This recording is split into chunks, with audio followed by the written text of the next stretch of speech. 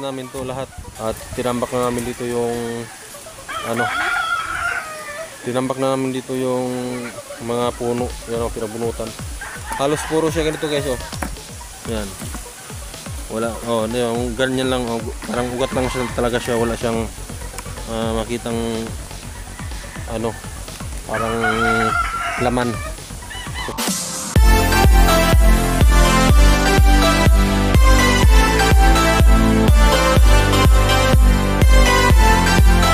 What's up guys? Magandang hapon at panibagong vlog naman tayo ngayong hapon na to. So, kuha lang natin video guys, yung yung ating mga binunot na balinghoy. So, ayan ang laki ng tambak guys. At saka yun, yung kabila na yun. Binunot na natin yung dito guys. So, dito sa palibot ng ating manukan. Ayan, malinis na. Nilinis na namin ulit, tapos hanggang doon sa area doon sa kabila. So, binunot na natin lahat kasi wala talagang posibilidad na magkaroon ng laman yung ating balinghoy. So alright, at tataniman natin ulit. So yan guys, so, kanina nabawasan na namin to ng ilang puno dito, pero binunot ko na lahat kasi yung iba wala talagang laman guys. Tapos nilinisan namin ulit para matamnan namin ulit kasi yan o, ito yung mga niya, puno.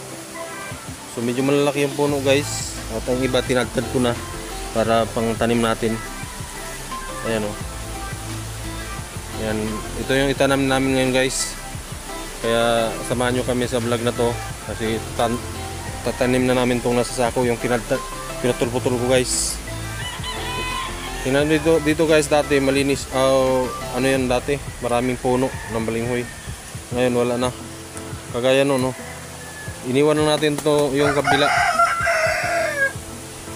Kasi ang iba may laman-laman naman konti. Pero yung halos karamihan yung nandito, wala talaga, puro lang ugat. So hindi ko na ipakita. Isingit ko pala dito yung isang video guys, yung nauna kanina. Na naka-vertical kasi yung cellphone natin kanina kasi ang bala ko sana pang Facebook lang yung upload natin. So ngayon isipan ko na linisan na lang lahat kasi kanina guys ilang puno lang yung binunot namin, tapos nakita ko na wala talagang posibilidad na magkalaman siya kasi puro ugat lang. Wala talaga makita na laman na kahit maliliit man lang. So ito ipakita ko sa inyo yung laman ng nabunot namin. Ang ilan-ilan may laman naman. Ito. Yan, sambaldi. Okay, sunod na ninyo. So dito yung nakapisto ang may laman-laman guys. So doon wala talaga. Nilinis na namin to lahat. At tinambak na namin dito yung mga puno. Yan o, pinabunutan. Halos puro siya ganito guys oh. Yan. Wala, yung ganyan lang oh, parang ugat lang siya talaga siya, wala siyang makitang parang laman. So parang ugat lang talaga siya lahat. So doon banda may laman-laman ng kunti. So hayaan lang muna natin yun. Ito na muna yung area na to ang tatamnan natin ng bago. So dito natin ipisto yung camera guys kasi magtatanim na. Yan na yung asarol ko. Magtatanim na kami dito.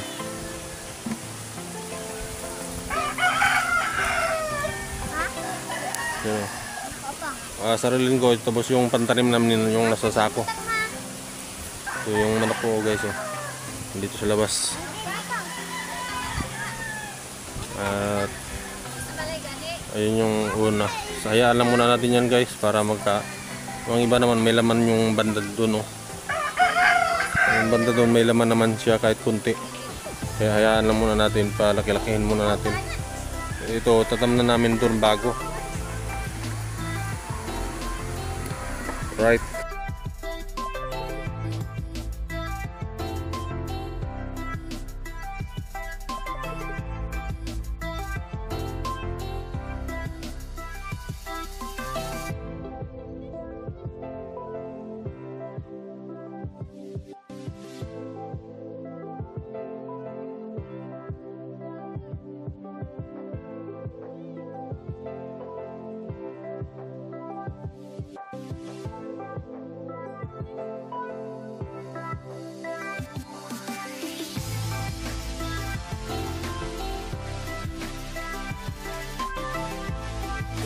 So guys, isa na namin guys.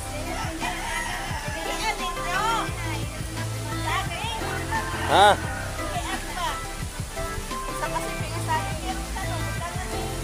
Ya, di naman ni primerong tanom. Di man ni primerong tanom.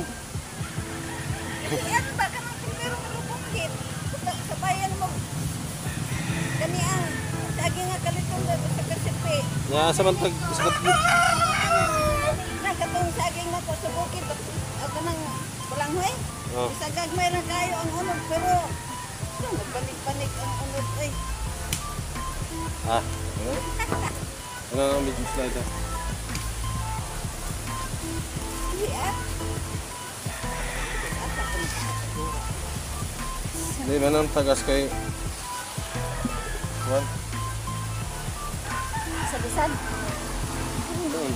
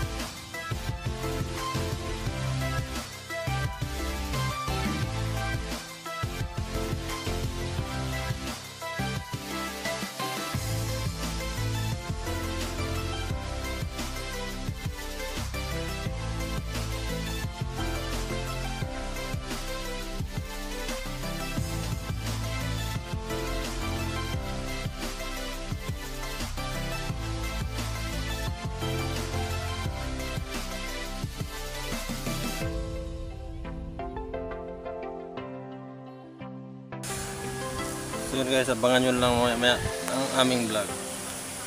Maya na natin tutukan guys. Alright mga friend. At yung nagpasuso muna. Umalit muna yung Jillian. Tapos na natin dito. So yan o, nakahilira yan. Dito naman papunta doon.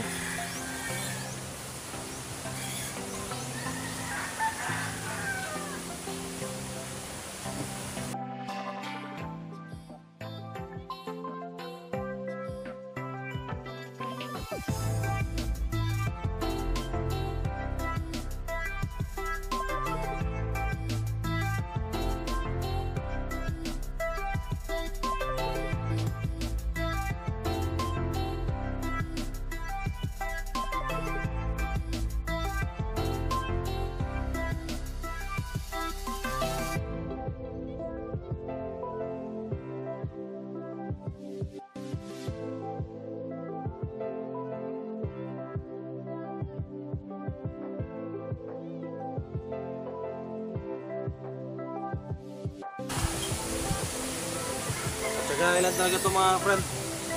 Gatong piko ang gamit. Yan, pawis tayo. Ayan o. Patsagaan lang itong ganito, piko ang gamit. Kasi wala tayong kalabaw. At konti lang naman to, hindi rin alanganin kung aarduhin natin. Kaya no. So papunta ito doon sa dulo. Yung ating balanghoyan papunta doon.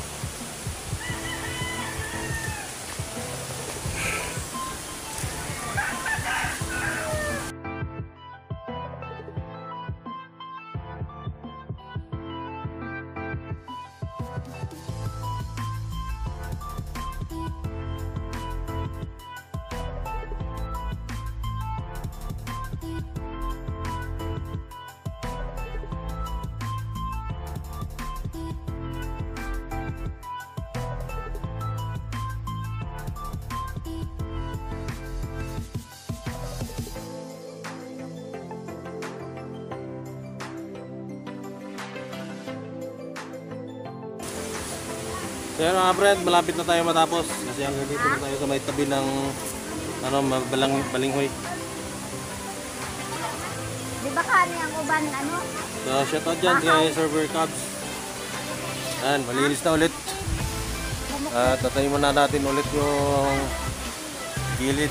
Kasi, ayan, binunot ko na lang sir yung ano, balinghoy natin kasi yung iba dito, namatay yung mga talbos niya nung nakaraang mga buwan. Kaya, hindi nagkalaman. Puro ugat lang. So ito, dito banda medyo may laman-laman, kaya hayaan lang muna natin mga friend. Yung dito kasi ano, napiktuhan doon sa pag-spray ni Paring Benny doon sa mga damuhan doon sa kanya. Kaya na ano sa ano yung demolition yung pag-spray, mamatay sa damo. Kaya namatay din yung mga talbos niya. Kaya hindi siguro nakalaman.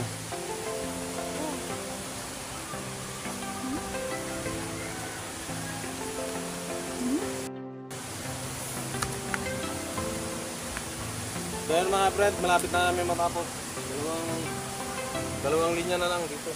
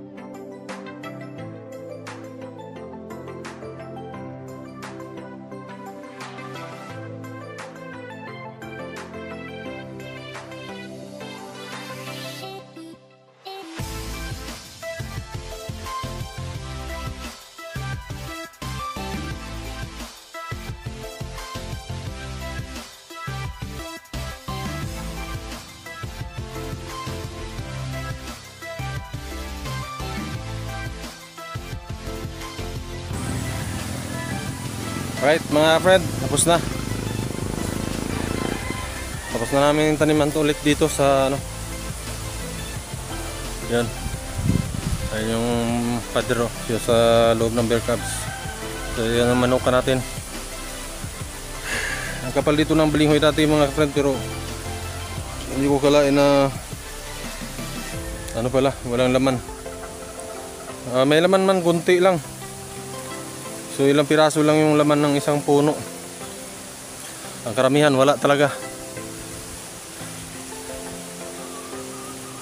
So ayan, tanim na natin ulit, may tanim na ulit. At itong tira mga friend, Iano na natin doon sa kabilang luti. Ayun, may tira pa. Tsaka mayroon pang mga pantanim. So ito, hayaan lang muna natin to kasi medyo may laman-laman man. Hindi kasi ito masyado napuruhan sa gamot na in-spray ni Paring Ben dyan sa ano niya, sa damuhan. Dito. Kaya wala na yung damo yung ano niya. Na dinali niya ng demolition yung lote niya dyan. Tapos pati yung balinghoy natin dito na apektuhan yung ano, mga talbos nagkandamatay. Kaya hindi siya na, yun ang dahilan kung bakit medyo nabansot yung mga ano, laman. Hindi nakalaman yung iba. So ito may laman-laman naman, hayaan lang natin yan para pag kailangan natin ng balinghoy, may bunot din tayo kasi kahit papaano may ilan-ilan na dito may laman na dito mga kapatid. Hindi kaya dito sa kabila na rugado talaga dito banda. Kasi nung pag-spray niya dyan sa damuhan dyan. Kaya yan. Okay mga friend, tapos na tayo. So ang tira nating ano, tira natin ito yung tira. At pag na dumating na yung pantabas ko at grass cutter ko yan sunod araw siguro mga friend. Yung doon, yung madalang lang ang nabuhay na balanghoy sa dulo. Tingnan natin dito mga friend.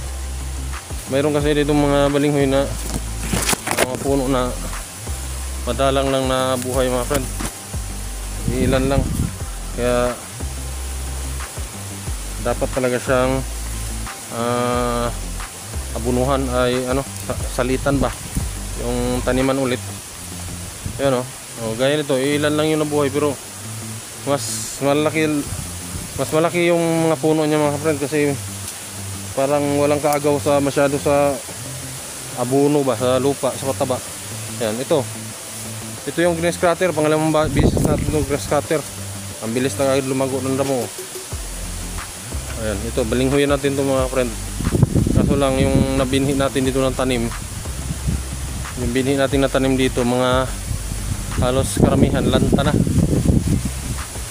Kaya ilan lang yung nabuhay. Ayan pero malalaki, matataba yun. Sigurado yung may laman yan mga friend. Kasi malalaki. Matatangkad pa sa akin mga friend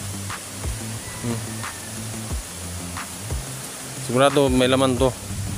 Kasi malalaki ang puno. Hanggang doon mga friend. Malalaki ang puno niyan papunta doon.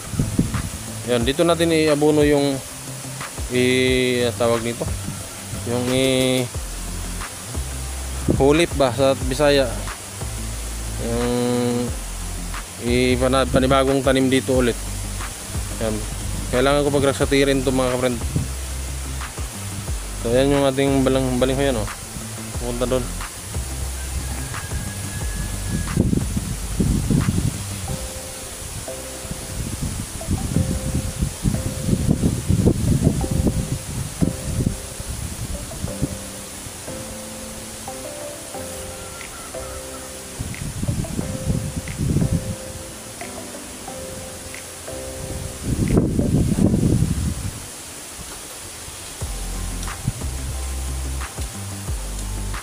Alright mga friend, hanggang dito pa yung balinghoy natin. Kaya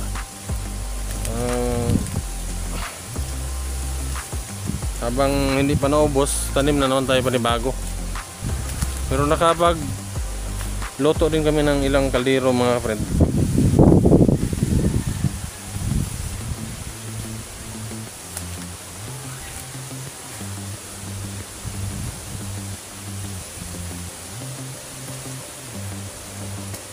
Okay na. Anong sabi mo? Anong masabi mo? Thank you Lord, natapos din. Anong masabi mo sa balinghoy natin yung dito? Okay na, maganda na ang pagkakatanim. Marami bang laman? Kunti lang, baka sa susunod magkaroon na talaga ng madami. Shout out nga po pala sa lahat. Ayan, sipag-sipag yan magtanim yung misis ko guys. Ayan yung mga ano guys, yung mga puno ng balinghoy. Tinachap-chap ko yung mga dahon, tapos tinambak ko dun sa ano, sa nyog na putol dyan. Kaya pag sunog nyan, para masunog na rin yung putol na nyog nyan. At dito okay naman to sunugin, hindi naman to mamatay yung ano, yung mataas na nyug na to. Kasi hindi mamatay. Hindi naman katulad sa kahoyan, pag sinunog mo yung puno, patayan kasi ang pag-asa niya, yung balat lang niya ang nagdala ng ano, supply ng sa kahoy. Ay, tayo na lang nasunog ha. Focus mo lang na. Sunugin yan. Right mga friend, tapos na kami. So may kami shoutout sa lahat ng viewers natin dyan sa mga sulok ng bansa or mundo. Ayan, sana lagi po tayo mag-iingat. So, ito yung mga bagong tanim natin mga friend. Bago natin maubos yan dyan, may panibago naman tayong bagong tanim, kaya hindi tayo maubusan ng balinghoy. So pag nabunot na natin yan, yung iba dyan, tanim na naman tayo. Kasi yung puno, may mga hindi natin maubusan ng pantanim mga friend. Kasi may yung mga tangkay niya, yung mga puno niya, pwede na rin natin tanim ulit. Pag gaya nitong ginawa natin, yan o, yung may pangtanim na tayo kasi galing dito mga friend sa binunot natin sa dating tanim natin. Alright, hanggang dito na lang at maraming salamat sa nakaabot hanggang sa dulo ng vlog na to mga friend. Alright, so yung manok ko mga friend nangitlog na. Tsaka may bagong siso tayo dyan kasi dalawa lang ang napisa. Wala, ayos yung ating inahin alaga ng siso. Mahina, mayroong ganoon talaga. So hanggang dito na lang, salamat at magandang hapon. Bye bye mga friend.